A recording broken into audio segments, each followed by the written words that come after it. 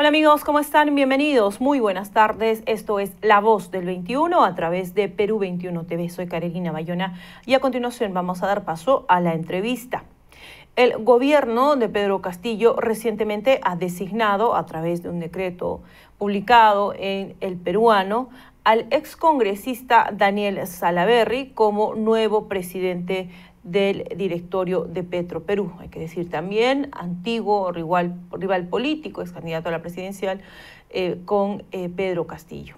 El nombramiento de Salaverry Villa se da después de que sostuviera una reunión con el presidente Pedro Castillo. Vamos a saber qué es Petroperú, qué es Perú Petro, cuál es la diferencia. El excongresista ha sido designado como presidente del directorio de Perú Petro. También queremos saber si está en la capacidad, si cumple los requisitos y cuáles son las principales labores que debería desempeñar o las preocupaciones que hay en este sector. Para eso hemos invitado a los expertos. Está con nosotros y es para nosotros un gran honor estar conectados junto en Zoom, vía Zoom, al exministro de Energía y Minas, Carlos Herrera Descalzi, a quien ya lo vemos. Bienvenido, exministro. Muchas gracias por estar con Perú 21 TV.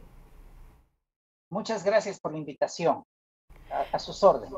Bien, exministro, disculpe la simpleza de mi pregunta, pero quisiéramos para la opinión pública, si usted podría ayudarnos a establecer la diferencia entre Petroperú y Perú Petro, ¿no? Para saber que estamos hablando de temas distintos. O sea, ambas, tanto Petroperú como Perú Petro, tienen el estatus de una empresa. Pero realmente Perú Petro, más que una empresa, es una agencia estatal. Mientras que Petroperú sí es una empresa. ¿Qué cosa es lo que hace Perú Petro? Perú Petro representa al Estado peruano en lo que es la propiedad de los hidrocarburos que tiene la nación. Entonces, Perú Petro está facultada para negociar con inversionistas, con empresas que deseen entrar en las etapas de exploración, explotación, y fija con ellas en acuerdos, fija las condiciones bajo las cuales se van a realizar esta explotación. Por ejemplo, puede negociar directamente con una empresa que le solicita un lote y determina cuáles son las condiciones en las cuales le entrega el lote. O sea, los límites que tiene para cumplir con esas condiciones son los que le impone la ley. La ley lo que le impone son número mínimo de años, actividades mínimas que se tienen que desarrollar, etc. Perú Petro trata temas tan delicados como negociar directamente el porcentaje de regalía que va a pagar la empresa. Entonces, Perú Petro es una empresa que entrega los lotes de hidrocarburos para exploración o explotación a nombre del Estado y fija las condiciones bajo las cuales se van a hacer la exploración o la explotación. Petroperú es una empresa que puede postular a obtener las concesiones. O sea, Petroperú le tendría que pedir a Perú Petro el consentimiento y la autorización para explotar determinado lote. Pero así como se lo pide Petroperú, se lo puede pedir cualquier empresa extranjera. ¿Qué hace Petroperú? Petroperú, si obtiene una concesión, puede pedirla para explorar cuando se trata de una concesión nueva en la que quiere encontrar hidrocarburos o para explotar, por ejemplo, el caso del lote 192, que es un lote que está en estos momentos en poder de Perú Petro para entregarlo a quien le parezca. Entonces, Petroperú se encarga de la explotación. Y cuando hablamos de la explotación, interviene en toda la cadena que le permite realizar esa explotación. Hasta hace no mucho, Petroperú solamente tenía autorización para aparecer a partir del transporte, refinación y comercialización. La cadena completa es exploración, explotación, y luego transporte, refinación, comercialización, ¿no? Esa es la diferencia fundamental. O sea, Bien. Perú Petro es la que entrega los lotes del Estado y firma los contratos a nombre del Estado. Y Petroperú es una empresa que explota hidrocarburos, como podría ser cualquier empresa extranjera u otra empresa nacional que se crease. Hay empresas nacionales como en algún momento Graña y Montero, tenía una pequeña empresa nacional que explota petróleo, o empresas tan grandes como Shell, etcétera. Entonces, Petroperú es el equivalente a eso. Bien, ministro, gracias por la explicación. No sabe cuán bien nos cae incluso a nosotros mismos para establecer las diferencias. Entonces, Perú-Petro armoniza para los intereses del Estado y en este sentido tiene gran importancia quien presida, quien dirija esta institución. Queríamos saber cómo le cae bien, cómo le cae a usted, cuál es la impresión que tiene ante la designación de el excongresista Daniel Salaverry como presidente del directorio de Perú-Petro. ¿Cuál es su opinión? A mí a todas luces me parece un tema, una designación política. Es una persona que, en mi opinión, no cumple ni de lejos los requerimientos para ser miembro del directorio de Perú-Petro. Si me remito al estatuto de Perú-Petro, el estatuto de Perú-Petro, en su artículo 29, estipula que para ser miembro del directorio se requiere contar con reconocida, dice reconocida, sea aceptada por alguien, ¿no? Capacidad técnica y profesional en la materia a desempeñar. Y la materia a desempeñar acá es el tema de hidrocarburos, es la entrega de las concesiones y las negociaciones de los contratos petroleros. Para poder estar en la negociación de los contratos petroleros hay que ser un experto. ¿Qué significa, en mi punto de vista, ser experto? Y tomo para esto como referencia, por ejemplo, la calificación que se pide para ser ingenieros AP, o sea, para ser ingenieros reconocidos internacionalmente. Se pide que tengan un título sobre la materia entregado por dado por una universidad acreditada, o sea, una universidad reconocida universalmente. No solamente que tenga el título, la capacidad de dar el título a nombre de la nación, sino que sea una capacidad acreditada internacionalmente. La segunda condición, se requiere tener 10 años de ejercicio en la profesión, contados desde el momento que se colegió. Y la tercera condición, se requiere haber desempeñado tareas de importancia en la materia de la que se trata. Ese es, por ejemplo, a nivel de ingenieros, el criterio que usa el Colegio de Ingenieros para acreditar a los ingenieros AP. Y creo que proviene de estándares internacionales y me parece que es como mínimo lo que se requeriría para ser miembro del directorio, mucho más aún para ser presidente de una empresa como Petro. O sea, quien sea presidente de Perú Petro, sí. Sí, perdón que lo haya interrumpido. ¿Quién es el responsable de su designación? Ya, el directorio de Perú Petro tiene 5 miembros. 3 miembros son propuestos por el Ministerio de Energía y Minas y 2 son propuestos por el Ministerio de Economía y Finanzas. El que es presidente del directorio es uno de los 3 miembros propuestos por el Ministerio de Energía y Minas. Y para la designación del presidente del directorio se requiere una resolución suprema refrendada por el Ministerio de Energía y Minas. Es decir, significa que el ministro de Energía y Minas, por lo menos en los papeles, es el que examina a los candidatos y le propone al presidente de la República que el candidato es un candidato idóneo. Esto significa que el ministro de Energía y Minas está siendo directamente responsable de la idoneidad del miembro para esas funciones, para las funciones de Perú Petro. Perú Petro es una entidad netamente técnica. Que yo sepa, durante todos los años de existencia, siempre la persona que ha dirigido Perú Petro ha sido una persona calificada. Le puedo dar unos nombres. Aurelio Ochoa, que es un especialista en hidrocarburos. Él tiene un doctorado en un instituto de Francia reconocido mundialmente, o Rafael Sueger, o el último presidente que ha tenido Perú, Petro. Todos ellos han sido profesionales reconocidos y además con una trayectoria, con una experiencia. Entonces cumplen ampliamente los requerimientos para ser miembro del directorio. No conozco al señor Salaverry como persona que provenga de una experiencia en hidrocarburos. Entiendo que él ha desempeñado altos cargos como ser presidente del Congreso y podría ser perfectamente un primer ministro, pero no califica para ser presidente de Perú Petro, como tampoco calificaría el presidente de la República. Aún después de que deje el cargo, el hecho que haya sido presidente de la República no le permite tener las calificaciones técnicas y profesionales que exige el estatuto para ser miembro del directorio de la institución.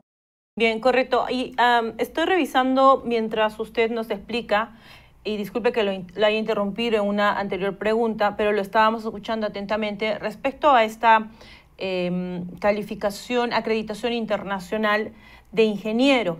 Ingeniero AT, bueno, eso queríamos que nos explique, porque revisando la página, el perfil de Daniel Enrique Salaverry Villa, él ha estudiado, tiene estudios de arquitectura, entonces un arquitecto no califica en esta categoría que nos dice. Absolutamente. Es algo totalmente diferente. El arquitecto califica para diseñar la parte de volúmenes, la parte conceptual de las edificaciones, pero no califica, a menos que tenga estudios especializados, por ejemplo, para los cálculos estructurales de las edificaciones. Y esto no tiene nada que ver con edificaciones, esto tiene que ver con hidrocarburos. Es un tema absolutamente distinto. Entonces tiene que ser necesariamente un arquitecto con una acreditación internacional, un ingeniero, perdón, con una acreditación internacional. Sí, puede ser un ingeniero, puede ser de repente un economista, de repente puede ser un abogado, pero que tenga pues una trayectoria. Mire, hay gente que estudia derecho sobre hidrocarburos, y eso ya es una buena base. La economía de hidrocarburos también es una buena base. Cuando un profesional llega a estos niveles, tiene que tener, a mi punto de vista, tres tipos de conocimientos técnicos, ¿no? Tiene que tener conocimientos sobre ingeniería, tiene que tener conocimientos sobre derecho y tiene que tener conocimientos sobre economía. Normalmente las trayectorias de los profesionales, por ejemplo, si un profesional parte de ingeniería, él ha realizado labores de campo, va ascendiendo y al ascender comienza a tomar tareas que no son solamente de ingeniería y comienza a prepararse en las otras partes de economía y en la parte de derecho, ¿no? Entonces, entiende el conjunto, pero tiene un punto de apoyo fuerte, que es un grado en alguna de esas especialidades. Bien, las fuerzas políticas se han pronunciado, ya parlamentarios están criticando esta designación, incluso están pidiendo explicaciones a la Contraloría. Usted, ministro, conoce si hay alguna forma de que se pueda revisar estas designaciones, porque hay leyes, usted nos ha mencionado que hay normas que establecen los requisitos, pero ¿hay alguna entidad que podría observar, revisar, que cumpla con este perfil? Porque también lo hemos escuchado decir que esto es un puesto nada más que técnico y no político. Entonces, ¿quién tendría que pronunciarse respecto a esta designación? Yo creo que la entidad que estaría mucho más cercana a una calificación de este tipo es justamente el Colegio de Ingenieros del Perú. El Colegio de Ingenieros del Perú puede ver si la persona, el Colegio de Ingenieros del Perú tiene dentro de sus especialidades la de hidrocarburos. Entonces, perfectamente podría determinar si el currículum de una persona satisface o no las condiciones de conocimientos esenciales sobre el tema. Entiendo. Y la otra cosa sería un examen, ¿no? Hacerle un examen. Un examen. ¿Y quién tendría que hacer el examen? ¿El ministerio? Pues 3 o 4 expertos, hacer un balotario de preguntas y ponerle unos casos. Le cuento cómo hacemos nosotros en el Colegio de Ingenieros. Yo he sido decano nacional hasta el 31 de diciembre, entonces hoy día puedo hablar con la libertad, que ya no soy el decano, sino un ex decano. Pero en mi época se logró que el Colegio de Ingenieros pueda certificar a los ingenieros que deseen ser ingenieros APEC. APEC es de las, se refiere a las economías Asia-Pacífico, ¿no es cierto? Entonces, esa designación de ingenieros APEC permite que el título de ellos sea reconocido en otros países. O sea, nosotros les tomamos un examen y si aprueban el examen, entonces el título de ellos es reconocido en otros países. ¿Cómo es el examen? El examen primero es un examen de currículum. La persona tiene que presentar un título de una universidad, no de cualquier universidad, sino de una universidad acreditada, es reconocida universalmente como una universidad que puede expedir esos títulos. El segundo requisito es que tenga como mínimo 7 años de ejercicio profesional desde que se graduó y desde que se registró en el colegio. Ahora esos requisitos los están extendiendo a 10 años. El tercer requerimiento es que la persona tenga una experiencia comprobada. Yo mismo he pasado por esos exámenes y tengo el grado de ingeniero APEC, ¿no? Entonces, y hay otras 50 personas en el Perú que lo han solicitado y lo han obtenido. No todos los que lo han solicitado lo han obtenido.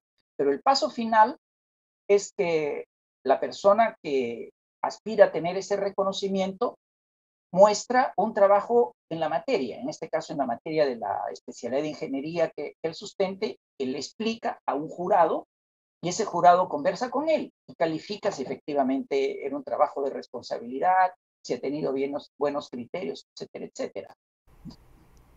Un examen de esos, pensando en Perú Petro, o sea, no está establecido así, pero le digo la práctica, por ejemplo, en el Colegio de Ingenieros del Perú para estos casos, un examen de esa naturaleza, pues no sería nunca alguien como Aurelio Ochoa, que ampliamente cumple con los requerimientos, ¿no? O Rafael Sueger, o varios otros que han integrado el directorio de Perú Petro.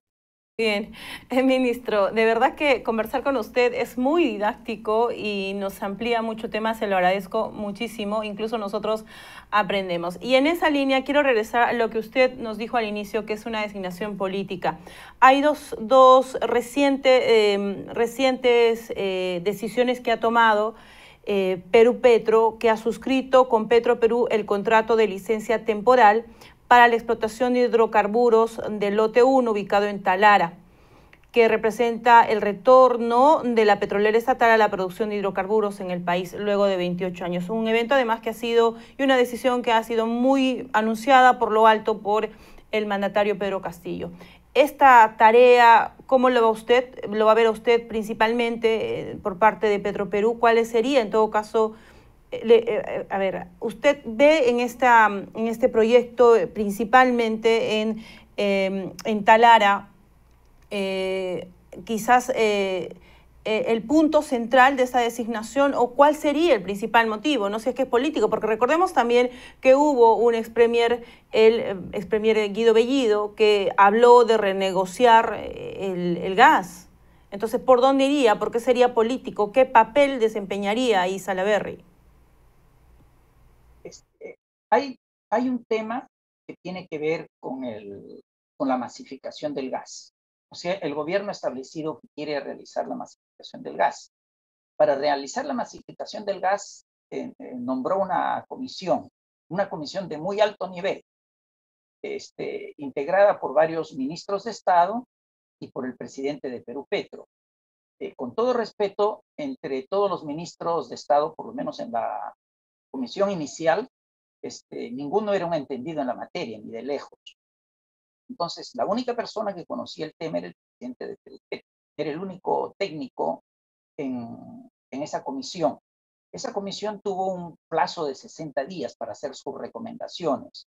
Ya los 60 días han vencido, porque esto fue en los inicios del gobierno, entonces no conozco cuáles hayan sido las recomendaciones de la comisión. Lo que recuerdo es una anécdota en que en algún momento la primera ministra, mediante una carta, le dijo al ministro de Energía y Minas que no estaba asistiendo a las reuniones y el ministro se la respondió, ¿no?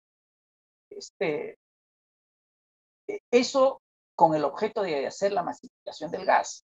Entonces, para hacer la masificación del gas, se requieren manejar varios puntos. Se requiere primero saber que haya gas suficiente durante todo el periodo y cómo se va a llevar al sitio, etcétera, etcétera, etcétera. Dentro de esos temas, ¿qué papeles le podrían corresponder a Perú Petro?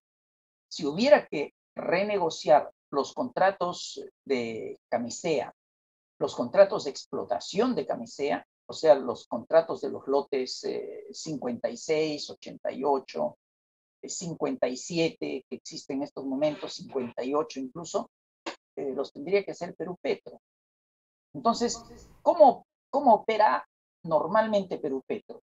Perú Petro es una empresa que sale al exterior o llama a inversionistas que puedan invertir en esto que es una actividad de bastante riesgo en el Perú. Entonces, Houston es uno de los sitios en el mundo donde concurren muchas empresas petroleras. Entonces, de tiempo en tiempo, Perú Petro presenta las posibilidades que tiene el Perú y anima a inversionistas a que vengan al Perú. Entonces, son reuniones en inglés, en idioma inglés. Los inversionistas plantean preguntas y los inversionistas quieren hablar con la más alta autoridad de Perú Petro. Entonces, cuando hablamos de los inversionistas, hablamos de gerentes o de presidentes de empresas que tienen grandes capitales y que están en esos sitios porque conocen de hidrocarburos. Entonces, asumen que las personas con las que van a hablar son personas que conocen también sobre el tema. Hasta ahora el Perú ha estado representado por personas que conocen sobre el tema y que han podido hablar en inglés, ¿no? Porque ese es el nivel de exigencias internacionales que tiene el mundo de hidrocarburos. Entonces la pregunta es, ¿lo vamos a poder seguir haciendo así? Si hubiera que renegociar como siguiente tarea los contratos de camisea, ¿bajo qué condiciones se van a renegociar los contratos? Ahora, en los contratos de petróleo hay una particularidad que es propia de las necesidades que tiene Perú Petro. Así como Perú Petro puede concursar los lotes, también tiene la potestad de negociarlos directamente.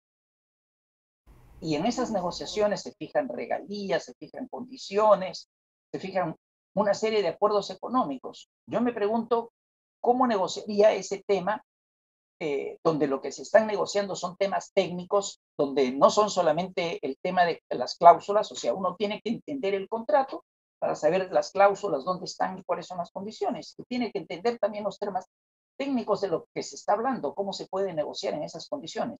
Me dirán que es cierto que eso lo hacen los técnicos, los abogados, los ingenieros, los geólogos que tiene Perú Petro, y es verdad. Pero hay un momento en que se negocia en los niveles más altos, ¿no? Entonces se requiere tener un conocimiento del tema. ¿Y usted cree que el señor Salaverry esté en la capacidad de entender esos contratos y renegociar o negociarlo al más alto nivel? O sea, no dudo de su capacidad intelectual. Lo que se requiere es no solamente capacidad intelectual, se requiere conocimiento.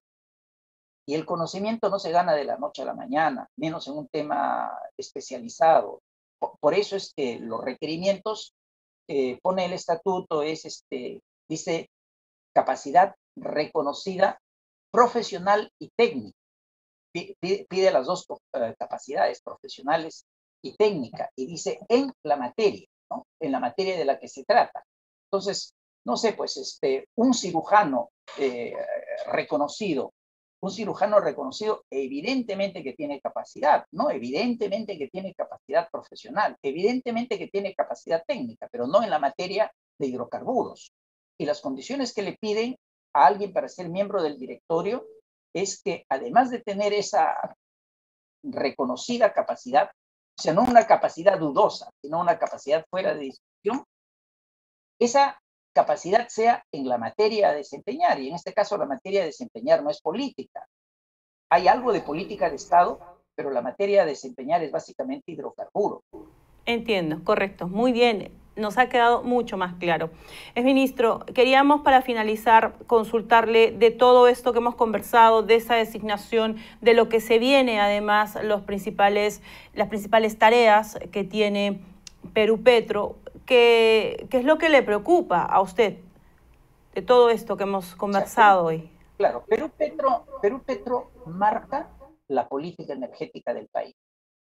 El país tiene urgencia de definir una política energética. Y yo por las señales que recibo, por las actitudes por las que toma el Ministerio de Energía y Minas, veo un barco totalmente a la deriva, que anda en zigzag, que no sabe cuál es su norte.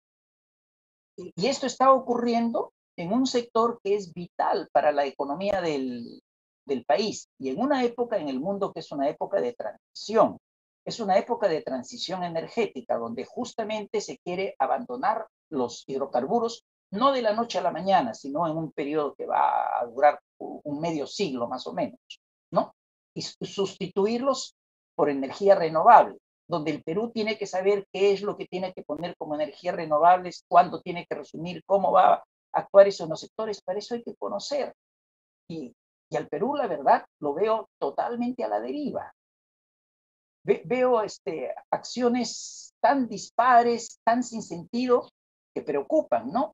Y por esa mayor razón, si quien conduce el Ministerio de Energía y Minas no es un técnico universal sobre los temas del sector, que es muy difícil que alguien lo pueda hacer, que pueda manejar energía, hidrocarburos, electricidad, minas, etcétera. Por lo menos la gente que esté en las empresas tiene que ser gente de capacidad profesional reconocida, ¿no? Más aún cuando lo exige la ley. Y este es un tema netamente técnico y político.